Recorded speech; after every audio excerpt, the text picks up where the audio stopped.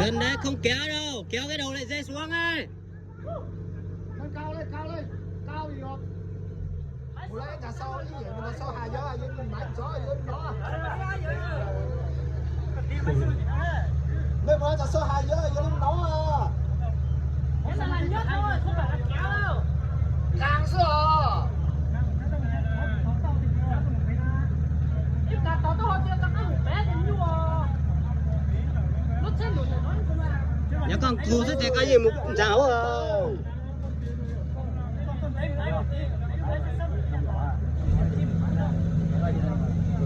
Máy số 7 đứng thẳng ở đây.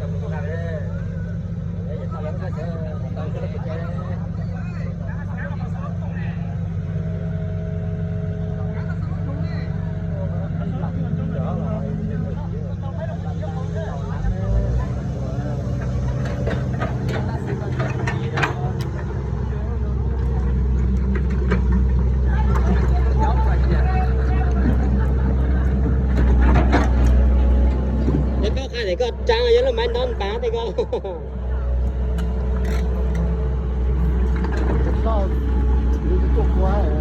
Giờ giờ thì có giờ tới đây giờ trang thì có cho nó cá thì có giờ tập lại giờ lục cũ quá.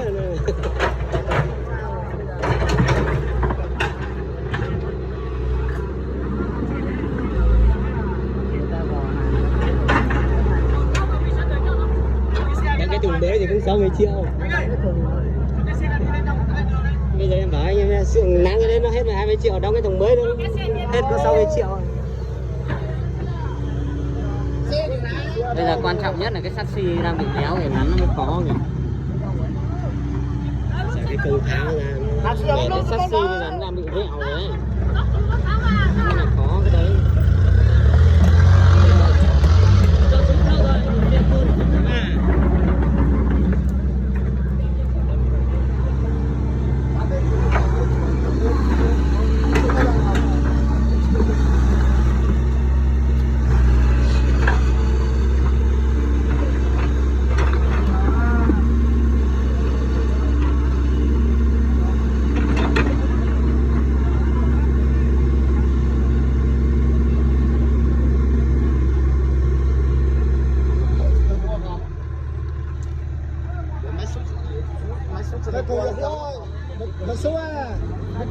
Thôi giờ tí nữa quá. Sao à? Giờ nó có máy thì cô vô lùm lấy máy rồi nó có sao à?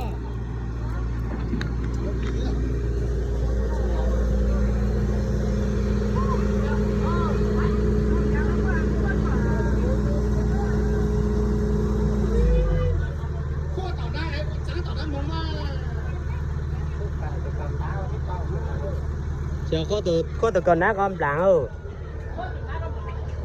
Kho giờ chơi đây kho từ nát làm láng ở.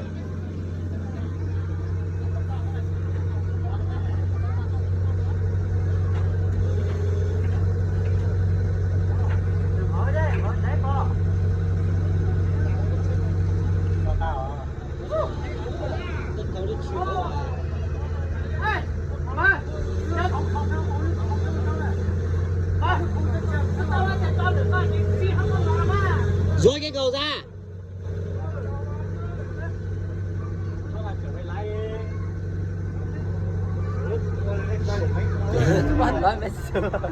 Chủ chứ vẫn lấy cái số nào.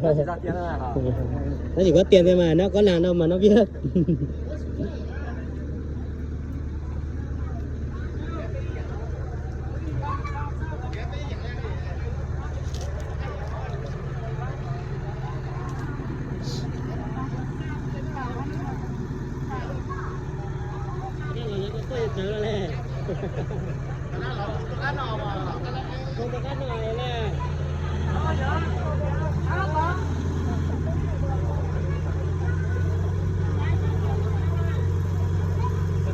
Chán là máy tí giờ lên một lưng mà.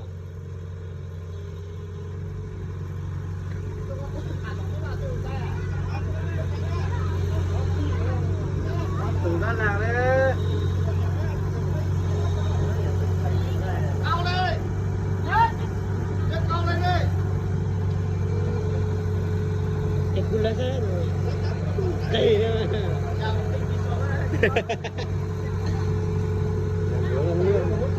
Đấy, cho vào giữa này, sợ nó vướng cái dây nước, là phải tháo dây nước ra.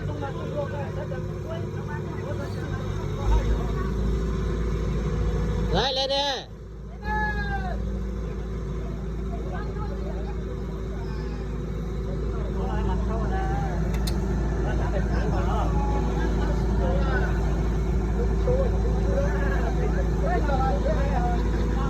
Đây là bố loang chú tí rồi.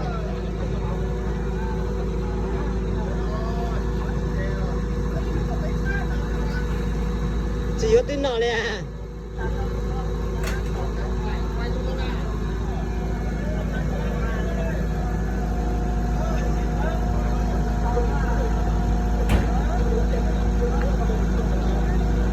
Đấy, xoay.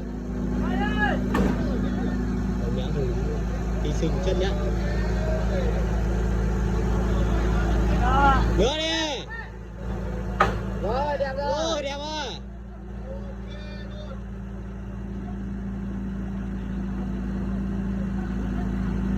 Nhấc cao lên đi.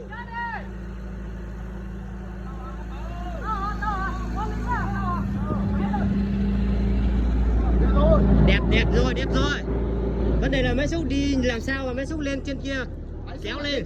Kéo ra xuống bàn bàng đấy. Mày xúc nhỏ, gió của nó to. Đi sao? Chán chọn nó thì đó.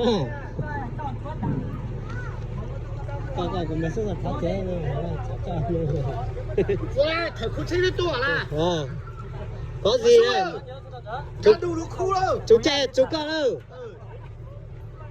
Thảo đã chú con lên nữa. Hạ xuống đi em ơi. Hạ xuống đi.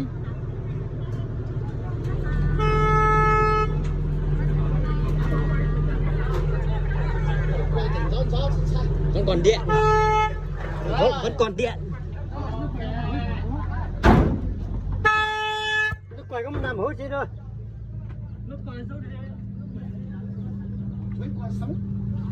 Đã vướng vào đâu rồi vẫn còi được. Chỉ kiểm tra xem mà xúc. Rồi, kiểm tra ra đi. Nào đi đã. Nào sạch đi. Chắc không chảy nhiều lắm, chắc còn ít thôi. Nào đi.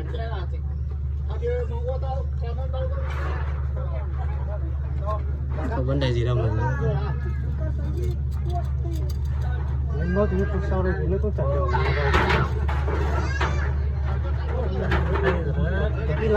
Vẫn lổ được.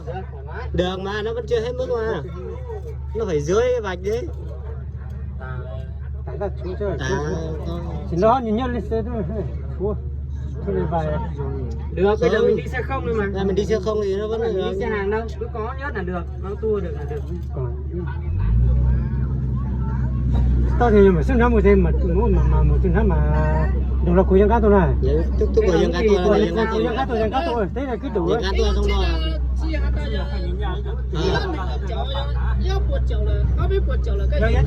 Cá tôi đủ nhất là hôm đó mà đúng rồi. Bây giờ cứ hạ xuống nổ máy thử xem nào. Đến khi nó bó phát thì càng mệt. Làm phát thì nó mấy trăm triệu. Nổ không được mà, bây giờ nổ không sao đâu, nhưng mà vấn đề là đừng đi. Nổ để nguyên chỗ thì được, chứ còn đừng đi. Đi nó bó phát là càng chết. Kéo lên trên này là được rồi.这个好像开得到吧？那好像这是开得到。Hay lo. Hay lo. Ở số. Có nó xe, ai xuống mất kéo được bên này. Việt Nam tới không chút tí nữa. Nó kéo sao đây là nó nhớ được cho thì tính một kéo à. Trả nhau nó từ nãy giờ nó kéo một sao đấy. Tôi mới lấy một tí đây là. Đi có đi được không? Đi được đó mà, nó không sao đâu mà. Đi mà đủ đó bà.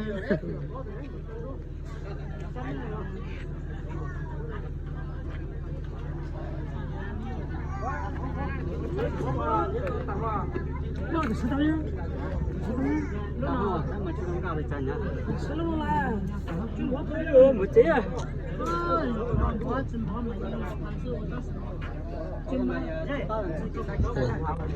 Ngày trước mà thì cũng tặng đấy. Cái này khả năng là vẫn hàng được. Thế chứ bây giờ không có tao nó sẽ an toàn để mà thay. Không, người ta không nói đâu mà. Nó phải thay hết à? Cái này thì phải thay bắt bù 100%. Cái đấy còn đâu mà. Đẩy nó rơi vào tầm 3. Tôi đẩy án nó đây mà. Để án luôn, để án sọ gương ấy. Gương thì nó rẻ thôi, 700 thôi, rẻ mà. Đẩy lù nó phải rơi tầm 3,4 triệu ra đến 4,5 triệu. Riêng cái này đã 2,7 triệu rồi. Tôi tưởng nó đu hổ à.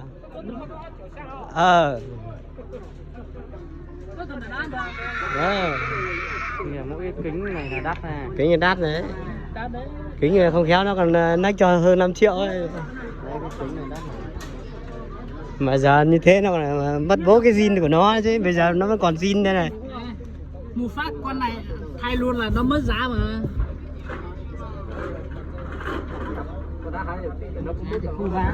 Con này nó thay rồi, nó thay của thằng Taco mà. Thay chưa? Thay kính rồi. Kính này kính thay rồi. Đây phải kính zin nữa. Từ trước nó cũng đã vỡ rồi. Thay kính rồi.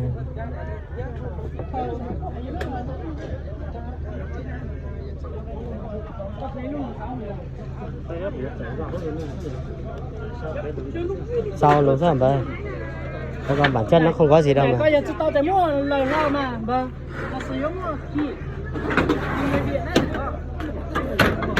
Gom mom bơ. Đóng lại cái này hả? Đóng rồi. Coi, tốt coi.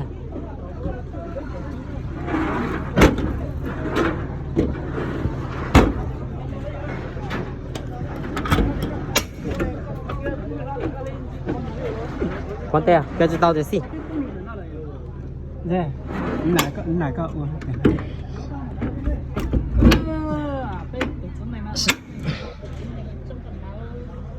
Chứ khứ mà cháu bù ta chứ khứ cả, khứ mà ô nhìn chú á. Có hẳn đâu tiếng chứ mà là tài ha.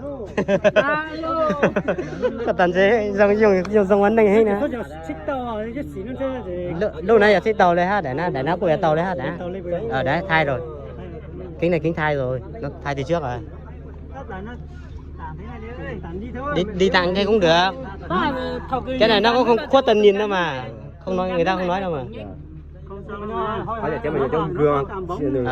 Gương thì rẻ mà, gương thì có mấy trăm nghìn thôi. Ý một chút tàu chắc con sẽ ít tuột thế đó. Mà phải tao dừng ga cho tao nước tại giờ mức của so dừng ga nữa là. Do đấy. Dừng ga chiều. Có hơi tin tao có phụ rồi là. Dừng ga lo bình thường mà. Nhưng mà chắc sẽ ít tuột này như thế một chút tàu này. Không sao, nắng tí là được, nắng lại là được. Tao tự lao ta số 4 ná. Không, mình không nắng là được, mình không tự làm không làm được. Sử dụng gì hả?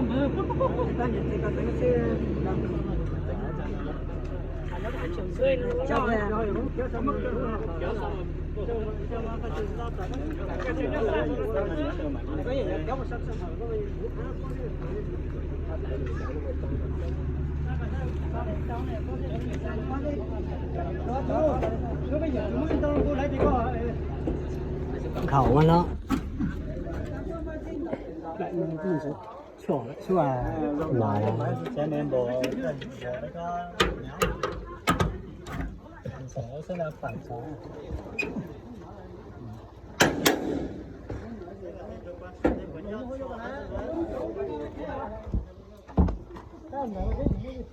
Bây giờ con kỳ táo rồi.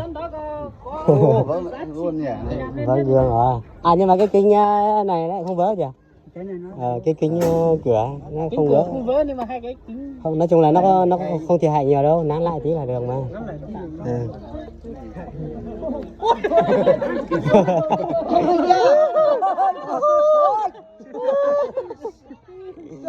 Mấy cháu dùng bài nó một tao 1 triệu kho 1 sâu à? 1 triệu chứ kho tao 1 sâu à? Không tao 1 kho tao nữa. Ủa, chú trời trời sao? Nó cháy rồi. Chính được đâu. Chính xác, có luôn giấy tờ chính xác này. Cái lô mà tiếng Anh thì tao thì lô mà chính xác. Có tất tiền gì mà ta bao giấy tờ mình tao sao mà chính xác nè. Tao cho nó ta sẽ tao bao giấy rồi. Nó cũng tôi phải có cũng.